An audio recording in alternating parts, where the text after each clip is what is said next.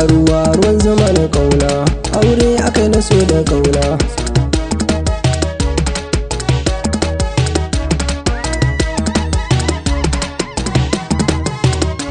Farko na sanya yabuwaye jannar gani ya ubangiji na, karo aminci ga fiyayye daha Muhammadu ya dan Amina. Ya ubangiji na kai kayo ne kayo ummina, mana dubin basira fannin waka kai agajina. Ka sanya yabuwaye duk wanda ya ji yayi bidar ya nuna. Na kuke masoya, na ce na kuke masoya, soyayya ruwan zama ce, ita kiyayya ruwan guba ce, da juna kuke kamance, ango amarya kun yi dace. Muje kwalliyar ku ta yi kyau ta ko'ina ko ake kwatance. Ku rausaya masoya, ku rausaya masoya, ku furfuto biki ake na kauna. Ni dai buri na raina, ango kuke faranta juna, na san da so da kauna.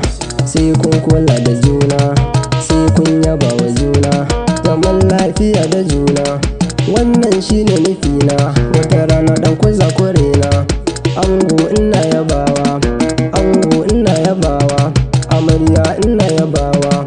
Ku zauna kalau a tare, zaman tare sai kun jure, junan ku babu ware, matsalar ku kashe ku binne, ku wanka kusa turare, kamshi kuke amare, kai komai kuke a tare, taku ɗaiɗai kuke a tare, ga ƙawaye sunai a tare. Lallai haɗin ku yayi kyau, lallai haɗin ku yayi kyau, ga rawa ma ko ne tana kyau.